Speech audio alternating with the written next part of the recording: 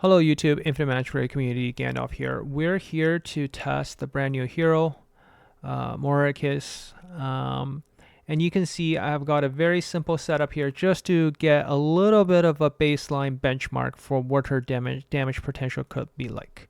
I set everybody on 100 attack, 100 defense, just so that we can drag it out.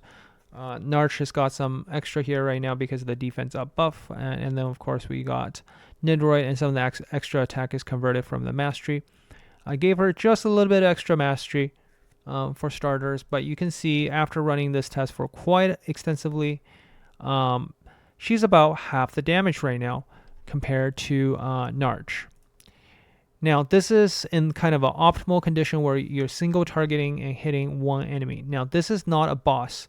What you will notice with exclusive 3 with Morikis is you are going to be able to eventually get up to 80% extra attack and 200% extra mastery, which is going to be very significant.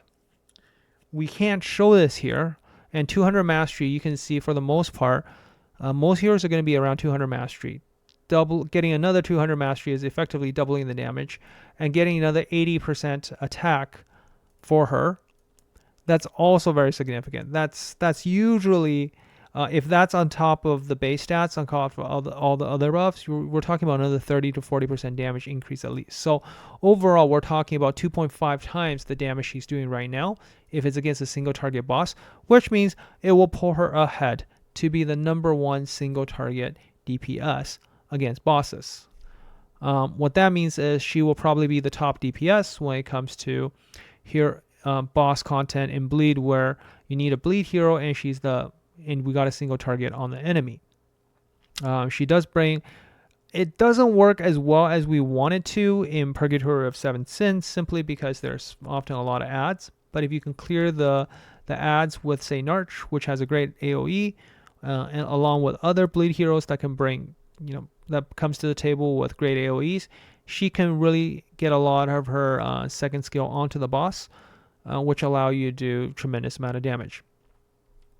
I know some people, I just got back from vacation. I hadn't a chance to hear how the community felt about her. Again, cautiously optimistic here, not hyping her up. I think in a lot of testing, what people are overlooking is this buff, is when you get the enemy boss onto 10 layers, and you're getting a lot of these demonic seeds, right? You can own up to 20 layers. So these demonics,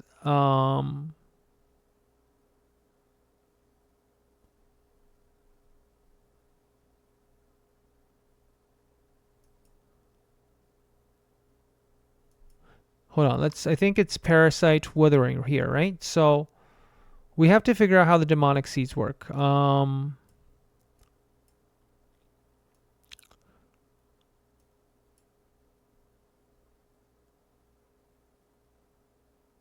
So, okay. So basically, okay, whenever the boss is taking an interweaving attack, Spirit of Exorcism, or demonic seed withering, if the enemy boss reaches a certain number of layers, she's going to gain demonic seeds. Okay, so in theory, you can basically take, if the boss is at 10 layers, for example, you're using this with Nidroid, right? You're going to get to 10 layers really quickly, and you sustain that 10 layers. You're going to be, even if it's 5 layers, you're going to get like 3 to 5 layers every time she uses any of her abilities, right? Even the first ability, you're going to be able to get stacks. So she's going to be able to get to full stack, in anywhere between 4 to 6 turns, and she's going to rip at that point. Like 80% attack and 200% mastery is just 2.5 times damage straight up. That's like Narch, right? Narch, we already see Narch getting crazy buff from 175% extra mastery, right? On top of that, Morikis, you build Morikis with just effective hit. You're going to get a whole bunch of mastery from all these additional buffs. She's going to convert additional attack for all of the allies with bleed heroes to get additional attack, stealing speed from the enemy, then converting that um, to attack. And you know, being able to slow down the boss, because a lot of the boss right now can't be slowed down. But this mechanic is almost like the same one as Maeve, where you can actually slow down the boss. Like Maeve can slow the boss down by 20%, and allowing you to have more turns. And getting more turns often means more damage, right? It is a straight multiplicative effect. So I know people are like, yeah, you know, she's not that great, especially testing her out in this general environment. But once you factor in that exclusive 3 there, um, it will be quite different. So hopefully, you know, this helps you with your decision a little bit. I would say I think she does live up to the advertisement where she will be the strongest bleed hero. It just, you do need exclusive 3 there, and it requires a little bit of setup. You need to be able to dot the enemy up to 10, and then she quickly gets all those extra stacks. The way you build her is a little bit unconventional. You probably actually want to build her with double first aid set, because you want that speed. You want to be able to cycle those turns, right? The more turns she takes from any of these abilities, she's going to be able to stack up those demonic seeds really quickly. She's going to take, you want 250 effective hit on her so that you fully take advantage of all of the converted attack for rest of your allies. So not only she's doing a lot of damage herself, she's going to boost all of your other bleed heroes tremendously. I think she's the only one. Is she the only one right now with bleed up 2? Let's just see. I don't think you get bleed up 2 from, yeah, you get, okay, you do get bleed up 2 here. Okay, so she's not the only one with bleed up 2. But she gets bleed up 2. So if you don't have an arch, definitely consider getting a Morikis. If you have an arch, maybe Morikis is not as needed, but that severe wound is always nice. The demonic seed, I feel like Morikis is in a fighting spot. Like Narch is synergizes really well with the defense-based bleeders, right? The defense-based bleeders are like the ones. Chardonnay is a defense-based bleeder. Like the two of them work really well together. Morikis is going to bring your attack-based bleeder up quite a bit because all of her scaling is going to be for your attacks. So you can use something like, use her together with Lucia, and it'll be great. Lucia can easily put the 10 dots onto the enemy. You can use Nidroid, sort of, I guess, because Nidroid, you can just do a lot of damage, direct bleed damage, right, from his skills. Gives you a lot more options, I think. So there you have it. Overall, what's my final verdict? I feel like she's not a must pull, you know, for starters. She lives up to the name of being the strongest bleeder as advertised, I believe. If you have Narch and Chardonnay already, I don't feel like, I feel like having her in that composition is, you know, it's definitely still a plus, right? Because all of that effective hit, I mean, it's not all getting converted to attack. That's a problem. Like she doesn't synergize well with some of the best bleeders already, which are defense based. I will recommend Hertha. Hertha is attack based, and we showed in an earlier video a while ago. Hertha actually does a lot of damage. So something like, I don't know, Hertha Lucia or Hertha Nidroid will synergize really well. Of course, defense-based bleeders are also a little bit more tanky. So, you know, if you do have Narsh and Chardonnay already vote up, I feel like the value she adds to your team is a little bit less.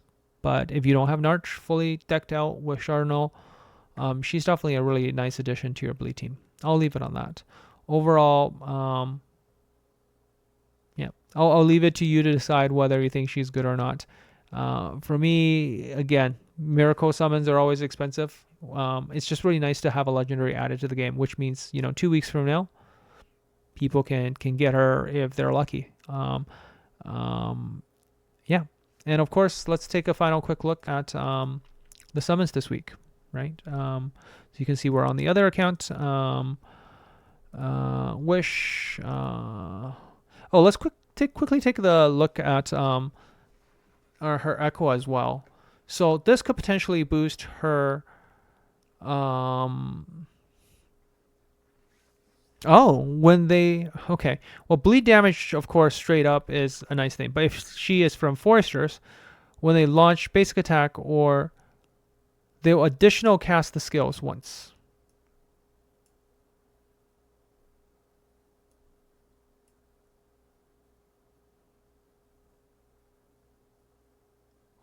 Okay, so it's almost like you get another AO. They will do another AOE to all enemies. Yeah, just as because she doesn't have enough AOE capabilities, so she's giving Echo to do more damage. Wow. Okay, the Echo will synergize really well with her. That's what I'll leave it at. Emmer Candle is great. They got really strong heroes in Foresters now, I guess. Not like we need anything in Foresters after we got Jingle Bell. Anyways, really strong hero. Really solid Billy hero. In terms of heroes this week, I mean, Emmer Candle is also a really good pick. I mean, Johnny is just a shame that they had to stick Johnny here. Like, we don't want Johnny. Nazil is a little bit overrated. Ronai, you get her very easily in different packs now. So,